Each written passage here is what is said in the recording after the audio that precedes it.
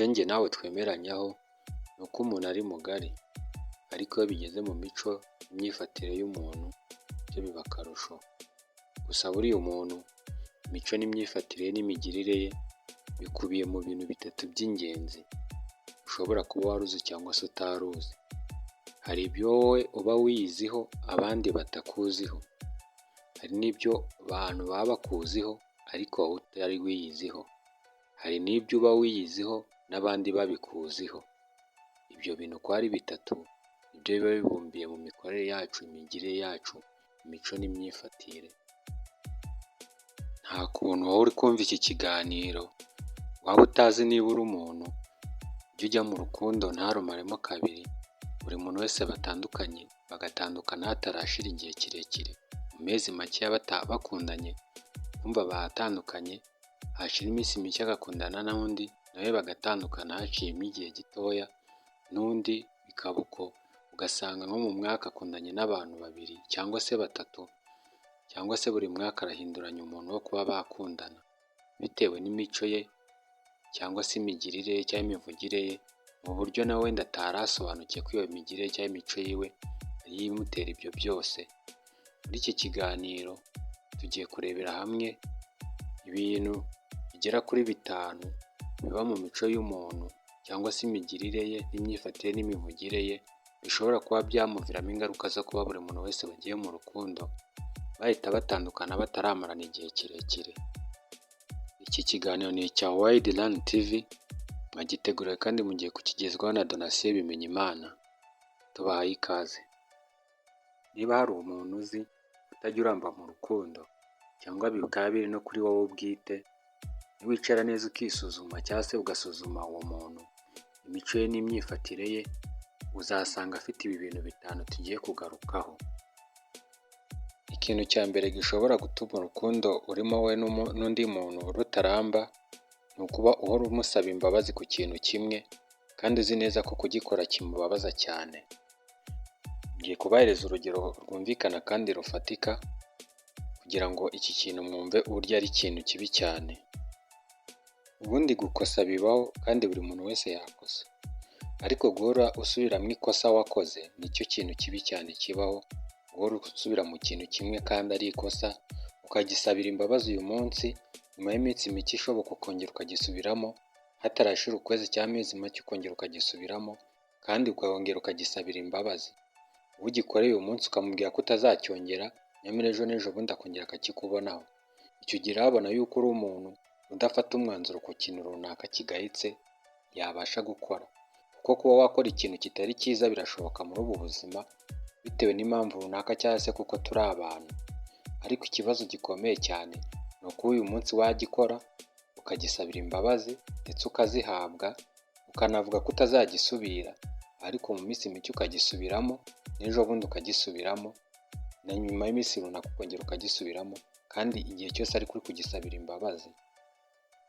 Urugero, niba ari nk'umukobwa akumva ko wamuciye inyuma n'undi mukobwa wenda baziranye cyangwa se bataziranye ariko akabimenya, ukamubwira ko byabaye wenda se kubw'impamvu runaka byagutunguye cyangwa se ugasaba imbabazi, ariko ejo n'ejo bundi akumva afite nako byongeye kuba, nanone ukabisabira imbabazi, hashira indi minsi nawe ukongera ukamusabira imbabazi ko byabaye. Icyo gihe abona yuko uri umuntu utajya umenya gufata umwanzuro ku ikosa runaka wakoze.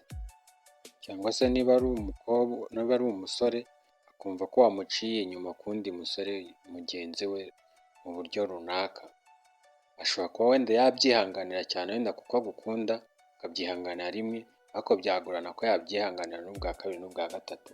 Niyo mpamvu rero ikintu cyo guhora usabira imbabazi ku ikosa runaka wakoze ntabwo ari cyiza. Aho ngaho nari mbaye urugero rwo kuba waca umuntu inyuma mukundana cyangwa muri mu rukundo, cyangwa se kumutendeka akabimenya ukamusaba imbabazi ukavuga ati uwo muntu twahise turekana ntabwo bizongera, ejo akabyumva n'ukundi cyangwa se ko umuntu mugikururanye, icyo kintu ntabwo ari cyiza.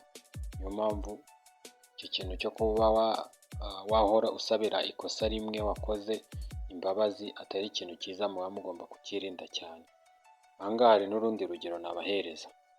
Wenda se umubeshye nk'ikintu runaka akabimenya akagutahura, ukamusabira imbabazi ukamubwira ko bitazongera, hashiramo iminsi ukongera ukamubeshya nanone, yabivumbura nanone ukamusabira imbabazi, n'ubwa gatatu bikaba uko n'ubwa kane, ahita abona yuko n'ubundi ikintu ukoze nk'ikosa ukagisabira imbabazi uba utakihannye, ahubwo uzongera ukagisubiramo, kandi ko ubuzima mwazabanamo mukazabana yazajya ahora iryo kosa ari kugarukaho kuryihanganira bikazamugora, akaba yafata umwanzuro rero wo kuba yavuga nti reka mutandukane bikiri mu maguru mashya, utazasanga biteje ikindi kibazo gikomeye cyane mu mibanire yawe nawe mu gihe mwaba mwarabanye, urugo rwanyu ntirurambe, agafata umwanzuro wo kuva mu rukundo mwari murimo wowe nawe.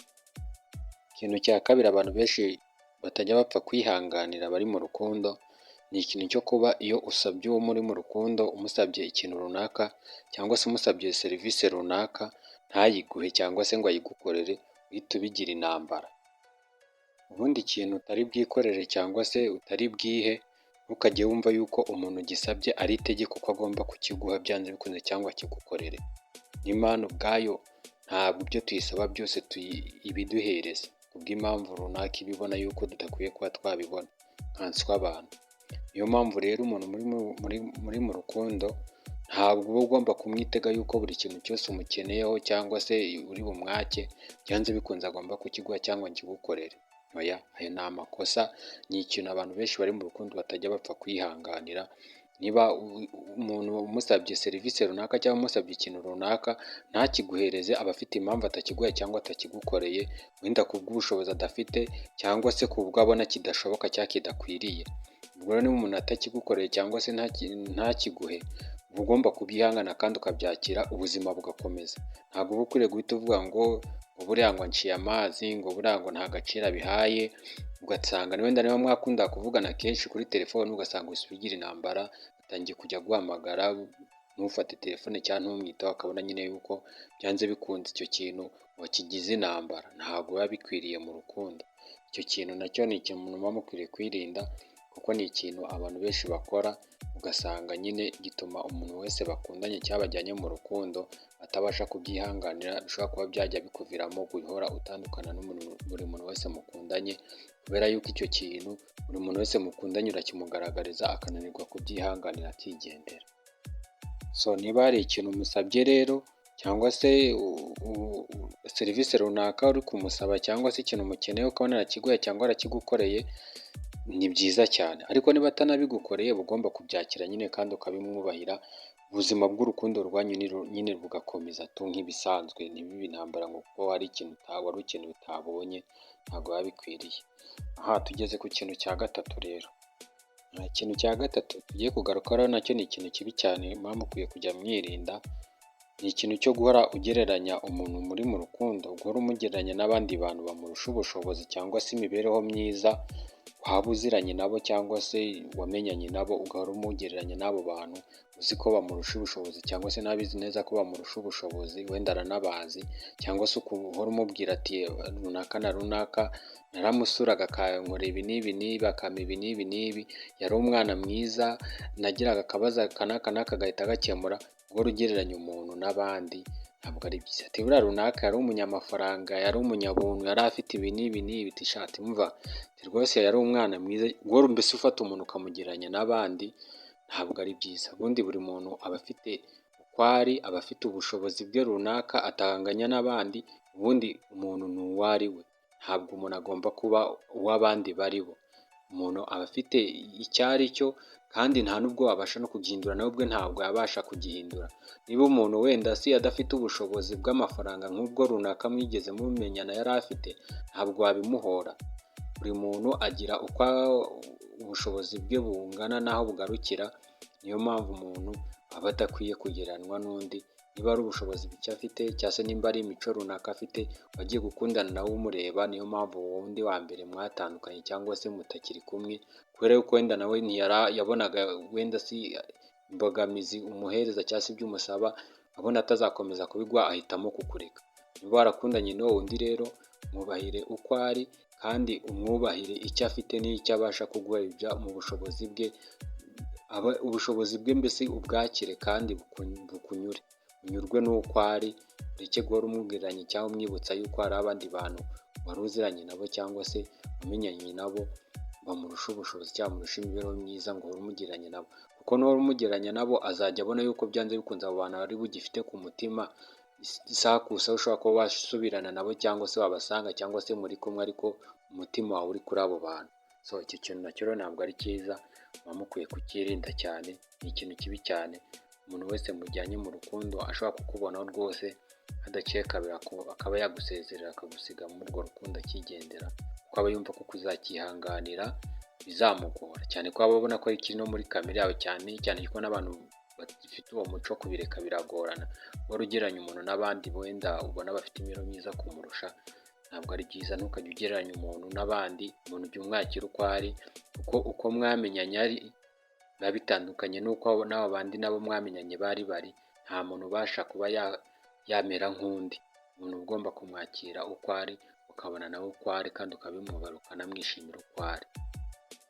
So rero icyo kintu nacyo mukirinde, cyangwa se nimba hari n'umuntu w'inshuti yawe uzi ugira icyo kintu, ugomba kumugira inama yo kuba yakora uko ashoboye kose akakirinda cyangwa se kikamuvamo kikareka kuba mu mico y'imuranga.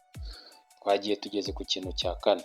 Ikintu cya kane rero umuntu ashobora kuba atapfa kwihanganira muri mu rukundo, ni ikintu cyo kuba uri umunebwe.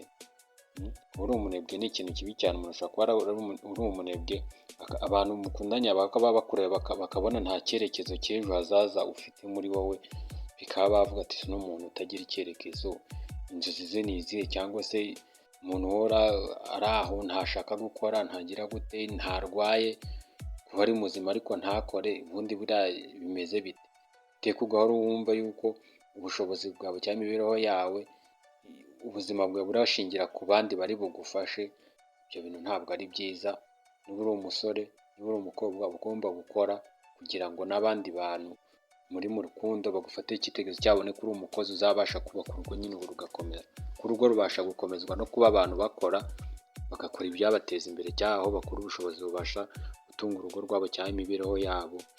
Iyo utari umuntu ukora, umuntu wese mugiye mu rukundo akugiraho dute, kabone wenda niyo wenda abakobwa nabo bajya bakunda gutekereza yuko abasore wenda batajya bitaho cyane kuri icyo kintu, ukamubwira ngenda umushomeri n'icyo, akumva yuko azakora kuko yageze mu rugo rw'umusore wenda ngo babane. Ariko icyo kintu ntabwo kigezweho muri iki gihe, kuko ubuzima bwarakomeye. Mu rugo abantu baba basabwa bombi gushakisha imibereho, aba bagomba gukora uko bashoboye kose bagashakisha imibereho. Wenda se niba ari n'umukobwa cyangwa se ari n'umugore, wenda akazabuzwa no kuba yarushaho gushaka imibereho bitewe n'uko wenda yageze igihe runaka kigaragara buri muntu wese ko icyo gihe atabasha kujya gukora. Wenda se yaratwite, inda nkuru ntiyakora, cyangwa se yarabyaye nibwo biracyari mu gihe gito amaze kubyara ntiyabasha gukora. Ariko niba uri muzima ukaba nta nzitizi n'imwe ufite, kuki utakora uko ushoboye kose nyine nawe ngo ukore, kugira ngo uwo mubana, umupatina wawe mu rukundo, umukunzi wawe mubana cyangwa se mukundanye, abone yuko nyine nawe byanze bikunze hari uruhare uzagira mu kubaka urugo.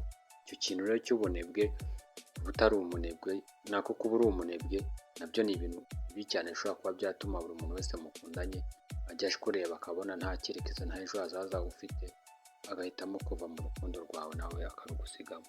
Icyo nacyo ni ikintu kiba mugomba kwirinda. Cyangwa se niba hari umuntu w'inshuti yawe uzi uhora atandukana n'abantu bakundanye, icyo kintu nacyo ugomba kureba niba kiri mu bintu bimugize cyangwa se abamo, mu mico ye, mu myifatire n'imikorere ye, ukareba icyo kintu wamugira inama akaba yakireka. Twagiye tugeze ku kintu cya gatanu ari nacyo cya nyuma. Ikintu cya gatanu rero nacyo ni ikintu kibi cyane kandi buriya gikunda gukora ku bantu benshi, nta nubwo buriya ari n'ikintu cyagukoraho mu buzima bw'urukundo gusa, no mu buzima busanzwe ahantu aho ari hose cyagukoraho. Ni ikintu kibi cyane, ni ikintu cyo gukunda guhubuka ukavuga amagambo atari ngombwa. Ni ikintu kibi cyane mu buzima bwacu bwa buri munsi. Uri umuntu uhubuka isaha ku isaha, guhubuka kwawe byagukoraho, bishobora kuba byatuma uvuga amagambo ashobora kuba yagukururira akaga nko gufungwa, cyangwa se kuba wavuga ibintu byaguteza akaga gakomeye cyane mu buzima bwawe, utazabasha kuba wasubiza inyuma ngo ayo magambo, kuko buriya nk'amagambo, ijambo rivuye mu kanwa ntabwo rishobora kongera ngo risubize inyuma, biba byarangiye. N'ubu ngubu hari nk'abantu benshi cyane tuzi bafunze atari uko wenda n'urugero niba bashinjwa nko kuba hari nk'amagambo bashishikarije abandi wenda gukora jenoside, ugasanga wenda nta n'umuntu n'umwe yishe, ariko amagambo yavuze ashishikariza abandi gukora jenoside yakazamufungisha ubuzima bwe bwose. So niyo mpamvu rero ugomba kwirinda guhubukira ibintu uvuga, amagambo yawe, ibikorwa ukora, guhubukira gukora ibintu ntabwo ari byiza. Ikintu cyo guhubuka, gukunda guhubuka ni bibi cyane, cyane cyane gukunda guhubukira kuvuga. Niyo mpamvu buri magambo yose ugomba kuvuga ukwiye kubanza kuyatekerezaho neza, cyangwa ukamenya neza ko umuntu ugiye kuyabwira atari bumukomeretse cyangwa se ngo yazateze ikindi kibazo gikomeye nyuma y'uko wayavuze. Cyane cyane rero nko ku buzima bw'urukundo, aha ngaha wenda ni urugero, ushobora nko kubwira umuntu mukundana ukamubwira ngo ariko ngo mbana nawe ngo warakundanye ngo n'uduhungu twinshi cyane cyangwa n'udukobwa twinshi cyane ngo byanze bikunze ngo nawe ntushobotse, ngo imico n'imyifatire yawe ngo ikigaragara cyo ntushobotse. Aho ngaho niba atangiye kumva ko umushidikanya we utamwizera, aravuga ati ariko umuntu w'umunyamagambo, ikigaragara cyo wasanga turi no mu rukundo atanyishimiye, ari ubwo kugira ngo nanjye abanyishimije, cyangwa se ukundi kuntu amfata ukundi kuntu, ntakwisanzure cyangwa se ntakugiremo icyizere cy'uko nyine abona uvuga amagambo atari ngombwa, cyangwa kumva yuko isaha ku isaha ushobora kuba wavuga andi magambo yamukomeretsa cyangwa akamuhungabanya.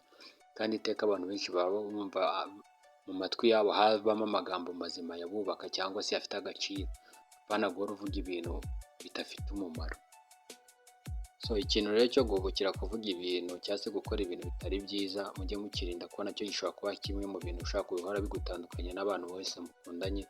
Umunsi wakundana n'umuntu akakubonaho icyo kintu, ejo bundi wakundana n'undi nawe akakikubona, ugasanga ukundanye n'abantu bagera kuri 5, bose waragiye utandukanishwa nabo n'iki kintu. Cyane cyane buriya ko iyi mico ko ari 5 yose nagarutseho, ni imico itari myiza, muba mukwiye kuba mwakosora mu buzima bwanyu kugira ngo n'abandi bantu, mbese umuntu muri mu rukundo ajya areba abone rwose ko hari imico ikuranga mizima, apana iyi mico nk'ingi twagiye tugarukaho itari myiza. Buri muntu wese aba akwiye kwirinda kugira ngo ibitamutahiranya n'umuntu bakundana. So muri make rero aya niyo magambo nari nateguye y'ingenzi cyane cyane ashobora kuba yatuma ujya uva mu rukundo mu buryo nawe bugutungura. Ukwiye kuba wakwicara ukisuzuma nyine ukareba niba ibingibi kimwe muri ibintu cyangwa se ibintu hafi ya byose bishobora kuba bitari mu bintu bijya bigutandukanya n'abandi bantu mukundana, cyangwa se nimba ari abantu b'inshuti zawe muziranye bagira ibi bintu ukaba wabagira inama. Aya niyo magambo nari nateguye rero, niba wumva yuko iki kiganiro cyari cy'ingenzi ku cyumba cyangwa se hari icyo kikunguyeho, ubwo nyine n'ubundi turacyari kumwe. YouTube channel izajya ikomeza iceho ibindi bintu nk'ibi byo kujya inama ku bintu bitandukanye runaka. Nimba utari wakora subscribe rero wayikora, ubu nicyo gihe, kugira ngo tujye tukomeza kubana no mu bindi biganiro. Ndabashimiye kuba mwabanye nanjye, tuzasubira. Imana ikomeze barebe neza kandi bishimire, ikomeze kubaha ibyiza byose mubikeneyeho muri ubu buzima, kandi ibashoboze kuba mwahinduka aho mwari muri mu bintu bidakwiriye kuba murimo, mube mwabasha gushobora kubihindura mubifashijwemo n'Imana. Mukomeze kugira ubuzima bwiza, mugire impagarike n'ubugingo. Ndabashimiye, tuzasubira naho ubutaha. Ciao ciao.